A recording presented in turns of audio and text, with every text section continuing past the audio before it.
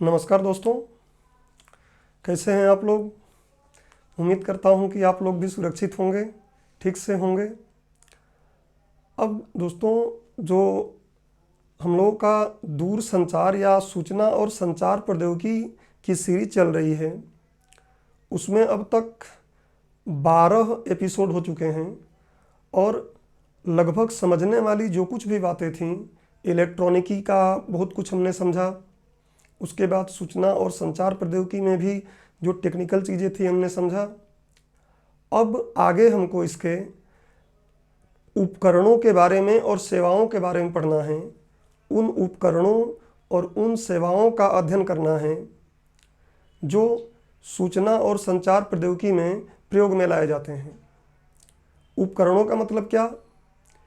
उपकरणों का मतलब जैसे मोबाइल का प्रयोग कर रहे हैं हम, उसके बाद कंप्यूटर का भी प्रयोग किया जा रहा है, बट कंप्यूटर तो एक अलग टॉपिक हो जाता है। उसको कंप्यूटर जैसे टॉपिक में अगर कुछ बनाया जाएगा तो देखा जाएगा। अच्छा, उसके बाद हम देखिए ब्लूटूथ का प्रयोग कर रहे हैं, ऐसे ही हम लोग RFID का प्रयोग कर रहे हैं, ऐसे ही हम लोग इंटरनेट का प्रयोग कर रहे हैं। तो जो उपकरण और सेवाएं हम दूर संचार प्रौद्योगिकी में प्रयोग कर रहे हैं, उनके बारे में अब हमें स्टडी करना है। अब यहाँ पर लेक्चर रिकॉर्ड करते समय मेरे मन में 2 विचार आ रहे हैं, वो दोनों आपको बताता हूँ मैं। आप भी अपना सुझाव दे सकते हैं। पहला विचार तो ये आ रहा है कि अब थोड़ा लिखने वाली चीज़ हो सकती है, थोड़ी ज़्यादा मिल जाए। जैसे मान लीजिए मैं आपको मोबाइल पढ़ाऊँगा, तो मोबाइल क्या है, मोबाइल फ़ोन क्या है, उसके बाद फिर उसकी जनरेशन क्या है, पीढ़ियाँ क्या हैं। तो समझना तो उसमें भी है, बिना समझे काम नहीं चलेगा, लेकिन थोड़ा सा उसमें लिखना क्रमबद्ध तरीके से आवश्यक है हमें, क्योंकि एग्ज़ाम में पूछ लिए जाते हैं। जैसे MPPSC ने तो सिलेबस अभी बदल दिया है। आप पुराने सिलेबस का पेपर देखेंगे तो कई बार ऐसा पूछ लेगा कि ब्लूटूथ क्या है, मेल क्या है। इस तरीके से जो टर्म प्रयोग में लाए जाते हैं उनको भी पूछ लिया जाता है। तो अभी पहला विचार तो ये मेरे मन में आ रहा है कि मैं OBS के माध्यम से PDF के रूप में लेक्चर को रिकॉर्ड करूं, 1 या 2 जितने में ये हो जाए। और उस लेक्चर के अगर PDF के माध्यम से रिकॉर्ड करूंगा या PPT के माध्यम से रिकॉर्ड करूंगा, तो उसमें आपको लिखने वाली चीज़ें मिल जाएंगी। या तो आप उसको डाउनलोड करके लिख लेंगे, या फिर चाहें तो आप उसको जब क्लास ले रहा हूँ मैं तभी लिख सकते हैं। तो एक तो रास्ता ये है। खैर, मुझे पता नहीं क्यों ज़्यादा बेहतर लगता है बोर्ड पर पढ़ाना। मुझे ज़्यादा बेहतर लगता है बोर्ड पर पढ़ाना। PDF के या PPT के रूप में पढ़ाना थोड़ा मुझे पर्सनली अच्छा नहीं लगता है। तो एक तो ये हो गया कि 1-2 लेक्चर में जिसमें लिखने वाली चीज़ें हैं उसको PPT के माध्यम से मैं समझाऊं और उस PPT आपको मिल जाएगी। दूसरा रास्ता ये है कि मैं वाइट बोर्ड पर ही आपको पढ़ाऊं और समझाऊं, और जो लिखने वाली चीज़ें हैं उसको मैं टेलीग्राम पर अपलोड कर दूं या टेलीग्राम पर सेंड कर दूं। आप उस टेलीग्राम से जाके लिख सकते हैं उस PDF को। तो ये 2 रास्ता है। जैसे रिमाइंड IAS का जो पब्लिक और ऑफिशियल ईमेल है, सॉरी टेलीग्राम है, उसको आप चाहें तो ढूंढ सकते हैं। नाम है रिमाइंड IAS इंदौर। उसमें रिमाइंड IAS इंदौर मिलेगा आपको, और ये पब्लिक है। तो रिमाइंड IAS इंदौर टेलीग्राम की मैं बात कर रहा हूँ।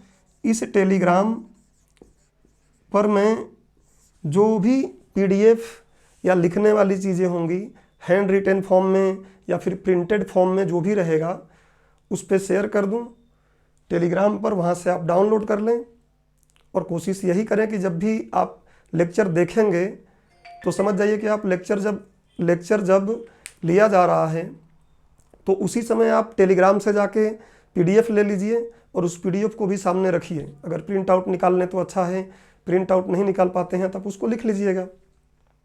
तो ये 2 विचार मेरे दिमाग में आ रहे हैं।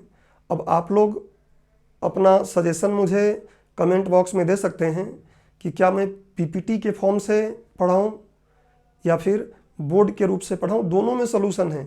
पीपीटी में सलूशन ये है कि बोर्ड का सहारा नहीं लिया जाएगा, लैपटॉप की स्क्रीन रिकॉर्ड होगी और उस पर पीपीटी आ जाएंगे। और दूसरा तरीका जो है उसमें मैं बोर्ड पर ही आपको समझाऊंगा, पढ़ाऊंगा। लिखने वाली चीज़ें टेलीग्राम पर शेयर हो जाएंगी, वहाँ से आप डाउनलोड कर लेंगे। तो ठीक है, आप अगर चाहें तो इसमें अपना सुझाव मुझे कमेंट बॉक्स में दे सकते हैं, और अगर आप सुझाव नहीं देंगे तो फिर मैं विचार करता हूँ कि कौन सा ज़्यादा बेहतर रहेगा आपके लिए भी, कि आसानी से वो बातें समझ में आ जाएं।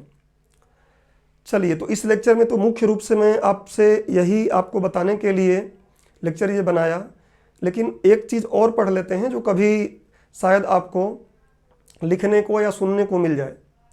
और वो चीज़ क्या है, हालांकि मैंने पढ़ा दिया है, केवल उसका नाम ही जो रियल नेम से वो पूछा जाता है वो नेम मैंने नहीं बताया है, बाकी तो उसको मैंने पढ़ा दिया है। तो मैंने सोचा कि ये जो छोटी बातें एक और छूट गई है उसको इसमें कंप्लीट करा देता हूँ, और उसके साथ साथ आप लोगों से सुझाव भी मांग लेता हूँ कि क्या आप पीपीटी में पढ़ना पसंद करेंगे या फिर वाइट बोर्ड पर ही पढ़ाया जाए और पीपीटी आपको टेलीग्राम पर दे दिया जाए। चलिए, तो अभी आज का काम शुरू करते हैं। थोड़ा सा जो पढ़ना है अपने को, सूचना और संचार प्रौद्योगिकी से जुड़ी कुछ बात पढ़नी है, उसको और देख लेते हैं। उसके बाद हम उपकरण और सर्विसेज के बारे में पढ़ेंगे। इसके क्या ये है, तो इसको हम बोलते हैं ट्रांसपोंडर। शायद आप नाम सुने हो, ट्रांसपोंडर। ट्रांसपोंडर क्या है मैंने आपको समझा दिया था। मैंने क्या बोला था कि सैटेलाइट जो होते हैं उन सैटेलाइटों में खुद का पावर सप्लाई रहता है, खुद का उसमें एक क्या रहता है, रिसीवर रहता है, जो नीचे से सूचना भेजी जा रही है उसको रिसीव करता है। खुद का एम्पलीफायर होता है जो उस सूचना को फिल्टर करके बढ़ा देता है, एम्पलीफाई कर देता है, आवर्धित कर देता है। और फिर उसके पास एक ट्रांसमीटर भी रहता है जिससे वो फिर क्या कर देता है, नीचे भेज देता है। मैंने आपको यह भी बताया था कि जब नीचे से सूचना भेजी जा रही है, नीचे के प्रेषित्र से, तो उसको हम बोलते हैं अपलिंक किया जा रहा है, उसको अपलिंक बताया था मैं, या अपलोड बोलते हैं। और जब हमारा उपग्रह जो है वो उपग्रह इस सूचना को प्राप्त करके, आवर्धित करके और फिर पृथ्वी के सरफेस पर ट्रांसमिट कर देता है, प्रेषित कर देता है, तो हम उसको क्या बोलते थे कि ट्रांसमिट कर देता है। तो उस स्थिति में उसको हम क्या बोल देते हैं कि डाउनलोड हो रहा है, वो उसको डाउनलोडिंग बोलते हैं। और ऊपर जब भेजते हैं तब वो अपलोडिंग होता है, या अपलिंक और डाउनलिंक होता है। तो एकदम वही चीज़ है जिसको दूसरे नाम से बोल दिया जाता है, और वो क्या है, ट्रांसपोंडर। देखिए, ट्रांसपोंडर की परिभाषा यहाँ लिखा है जो आपको ऐसे ही समझ में आ जाएगा। उपग्रहों में लगे हुए ऐसे इलेक्ट्रॉनिक उपकरण, सच कहें तो वो रिपीटर जैसा होता है। जैसे मैं आप लोगों को रिपीटर पढ़ाया था ना, रिपीटर जैसा ही ये काम कर रहा है। तो क्या है, उपग्रहों में लगे हुए ऐसे इलेक्ट्रॉनिक उपकरण जो पृथ्वी से प्रेषित द्वारा, पृथ्वी के सतह पर जो प्रेषित रहे वो भेजेगा सूचना को, तो पृथ्वी से प्रेषित द्वारा भेजे गए अपलिंक सिग्नल को, ऊपर भेज रहे हैं तो अपलिंक बोल देते हैं, अपलिंक सिग्नल को प्राप्त करते हैं तथा उनको करोड़ों गुना आवर्धित करके, उसको जब नीचे भेजते हैं तो और ज़्यादा पावरफुल करके उसको भेजते हैं, तो उनको लाखों या करोड़ों गुना आवर्धित करके विभिन्न आवृत्तियों में, अलग अलग आवृत्तियों में डाउन लिंक कर देते हैं, मतलब नीचे भेज देते हैं। क्या कहलाते हैं, ट्रांसपोंडर कहलाते हैं। अर्थात ये भी ट्रांसमीटर और रिसीवर पर आधारित होते हैं। तो ये तो इसका परिभाषा हो गया जो आपको पहले से ही पता था। ये ट्रांसपोंडर जो शब्द है ये किससे बना हुआ है, तो ट्रांसमिशन और एक और शब्द है जिसका नाम है रेस्पोंडर। रेस्पोंडर आपको पता ही है कि रेस्पोंड मतलब क्या होता है। हम बोलते हैं कि कोई रिस्पॉन्स किया, किसी को कॉल लगाते हैं और वो नहीं उठाता है तो बोलते हैं कि रिस्पॉन्स नहीं कर रहा है, मतलब जवाब नहीं दे रहा है, उत्तर नहीं दे रहा है, हमारे संदेश को नहीं सुन रहा है, तो उसको बोलते हैं रिस्पॉन्स नहीं दे रहा है। और रिस्पॉन्स दे रहा है मतलब क्या हो जाएगा कि हाँ जवाब दे रहा है। किसी से हम बोलते हैं ना कि कुछ बोल रहे हैं और वो बोल ही नहीं रहा, तो बोलेंगे रिस्पॉन्स नहीं दे रहा है। और वो अगर रिस्पॉन्स दे तो मतलब जवाब दे रहा है वो हमारी बात का। वैसे ही क्या है, रिस्पोंडर मतलब होता है क्या, जवाब देना, और ट्रांसमिशन क्या होता है, भेजना। तो इन दोनों में से क्या, देखिए ट्रांस निकाल लिया गया है इसमें से और पोंडर निकाल लिया गया है इसमें से, दोनों को मर्ज कर दिया गया है, तो क्या बन गया है नाम, ट्रांसपोंडर। तो ये ट्रांसपोंडर है। अच्छा, ट्रांसपोंडर केवल उपग्रहों में ही नहीं लगा होता है, ये जो वायुयान होते हैं, जहाज होते हैं, एयर में उड़ रहे हैं, उसमें भी क्या होता है, ट्रांसपोंडर लगा होता है। और वो ट्रांसपोंडर भी ऐसा ही काम करता है, नीचे से जो सूचना भेजी जाती है उसको पकड़ता है और वहाँ से हमको जवाब देता है कि कहाँ है वो, कितनी ऊंचाई पर है, इस तरीके से उसकी गति क्या है, सब वो जो लोग बैठे होते हैं इसको चलाने के लिए, वायुयान के लिए, उनको सारी जानकारी ये मिलती रहती है। तो ट्रांसपोंडर अब क्या होता है कि जब हम उपग्रह भेजते हैं अलग अलग इंडिया से या पूरे विश्व में अलग अलग जब उपग्रह लोग भेजते हैं, तो उन उपग्रहों में अलग अलग बैंड का प्रयोग करते हैं। और बैंड क्या है, मैंने आपको बताया था कि किसी भी सूचना के लिए जो सबसे निम्न आवृत्ति होती है और जो सबसे उच्च आवृत्ति होती है, उनके बीच के अंतर को हम क्या बोल देते हैं, बैंड। और बैंड, अगर इसी को हम बैंड नहीं बोल रहे थे तो पहले क्या बोल रहे थे, इसको बताइए, कि उसको हम बोल दे रहे थे कि ब्रॉड, उसका नाम हम लोग दे रहे थे हिंदी में क्या, बैंड चौड़ाई, बैंड विड्थ, हिंदी में उसका नाम था बैंड चौड़ाई। और मैंने आपको पहले पढ़ा दिया है ये बैंड विड्थ, तो बैंड की चौड़ाई। वैसे ही जब इसको ट्रांसपोंडर लगाया जाता है अलग अलग उपग्रहों में, तो आवश्यकता अनुसार उसके अलग अलग बैंड का प्रयोग किया जाता है। और उन बैंड का नाम क्या क्या है, तो एक है एल बैंड, एक है एस बैंड, एक है सी बैंड, एक है एक्स बैंड, एक है के यू बैंड, एक है के बैंड और एक है के ए बैंड। तो ये तो बैंड का नाम दे दिया गया है, इनका फुल फॉर्म और ऐसा कुछ आपको सोचने की आवश्यकता नहीं है, सिर्फ इस बैंड को दिमाग में रखिए। अब जो एल बैंड होता है वो 1 से 2 गीगाहर्ट्ज की आवृत्ति पास होता है। मैं पहले ही बताया हूं कि जो बैंड चौड़ाई या बैंड विड्थ क्या होता है, मिनिमम और मैक्सिमम के बीच का जो अंतर होता है, तो ये क्या होता है, 1 से 2 गीगाहर्ट्ज तक का आवृत्ति पास इसका रहता है। और प्रयोग कहाँ होता है, मोबाइल सैटेलाइट सर्विस में। मैंने आपको बताया था कि मोबाइल जो होता है, हालांकि अभी मोबाइल हमको पढ़ना ही है, जस्ट अगला जो लेक्चर हमारा बनेगा वो इसी पर बनेगा, मोबाइल फ़ोन, उसके जनरेशन इसी पर बनेगा। तो बस आप ये समझिए कि मोबाइल सैटेलाइट सर्विस में एस बैंड जो होता है 2 से 4 गीगाहर्ट्ज तक आवृत्ति पास इसका रहता है। और इसमें मैंने इसी बात को लिख दिया है MSS, मोबाइल सैटेलाइट सर्विस में भी इसका प्रयोग किया जाता है, अंतरिक्ष अनुसंधान के लिए भी इसका प्रयोग किया जाता है, और रेडियो ब्रॉडकास्टिंग के लिए भी या टीवी ब्रॉडकास्टिंग के लिए भी इसका प्रयोग किया जाता है। अगला होता है सी बैंड। तो सी बैंड 4 से 8 हर्ट्ज का इसका आवृत्ति पास होता है। और प्रयोग यहाँ देख सकते हैं आप, स्थिर उपग्रह संचार, टेलीकम्युनिकेशन, इस तरीके से इनमें इसका प्रयोग किया जाता है। अब अगला आ जाता है एक्स बैंड। तो एक्स बैंड देखिए हाई है, 8 गीगाहर्ट्ज से 12.5 या कुछ लोग 12 लिखते हैं, 12 गीगाहर्ट्ज। इसका प्रयोग कहाँ होता है, सीध में ना हो तो आप समझ लीजिएगा ये इससे है। इसका प्रयोग कहाँ होता है, सैन्य उपयोग होता है। मतलब हर देश की या अलग अलग देशों की जो सैन्य मिलिट्री है, उस मिलिट्री के लिए जो कुछ भी हमें सूचना वगैरह चीज़ों का प्रयोग करना होता है, देखेंगे हम उनको सैटेलाइट फ़ोन भी दिया जाता है उनको, तो मिलिट्री उपयोग में इसका प्रयोग किया जाएगा और मौसम के पूर्वानुमान में भी इसका प्रयोग किया जाता है।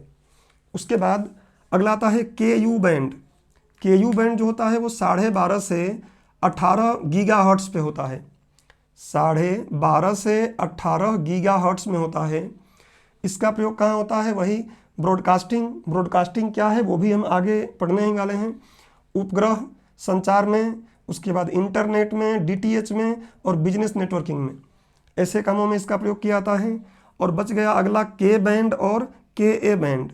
इनको मैंने ऐसे जोड़ के लिखा है, क्यों लिखा है, क्योंकि के बैंड का देखिए 18 से 26.5 गीगाहर्ट्ज है और के ए बैंड का 26.5 से 40 गीगाहर्ट्ज है। ध्यान रखिएगा गीगाहर्ट्ज है। और मैंने यहाँ पे लिखा है भारत में अभी नहीं, अर्थात भारत में उपग्रह जो भी भेजे जाते हैं उनमें मैक्सिमम आवृत्ति परास अभी तक के यू बैंड में लिया गया है, क्यू बैंड में लिया गया है। और हमारे यहाँ अभी के बैंड और के ए बैंड का प्रयोग नहीं किया जा रहा है।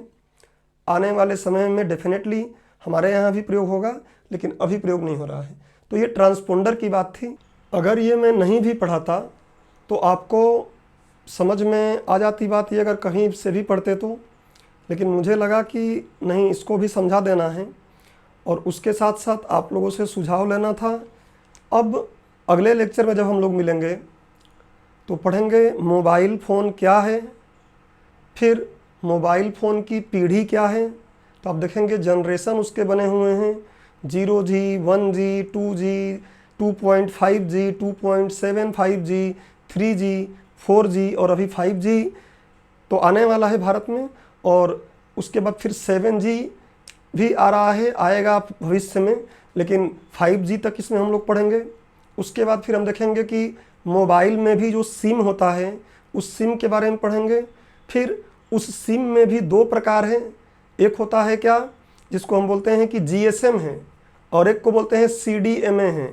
अब CDMA तो खैर मिल नहीं रहे हैं। पहले आप देखे थे कि मोबाइल में ही ऑटोमेटिक सिम लगे हुए आते थे, टाटा के आते थे, रिलायंस के आते थे, तो वो सब क्या CDMA पर चलते थे। आज भी कई जगहों पे चल रहा है CDMA। तो हम देखेंगे CDMA क्या है, GSM क्या है। इस तरीके से मोबाइल से जुड़ी बातें हम पढ़ेंगे और अगला लेक्चर लगभग पूरे मोबाइल को आपको समझाएगा। मोबाइल क्या है, मोबाइल की पीढ़ी क्या है, ये सब में कंप्लीट हो जाएगा। ऐसे करके एक एक आगे हम जो वीडियो लेके आएंगे उसमें सूचना और संचार प्रौद्योगिकी से जुड़े हुए जो उपकरण और सेवाएं हैं उनके बारे में अध्ययन किया जाएगा। तो ठीक है दोस्तों, मिलते हैं अगले लेक्चर में। अपना ध्यान रखिए। धन्यवाद।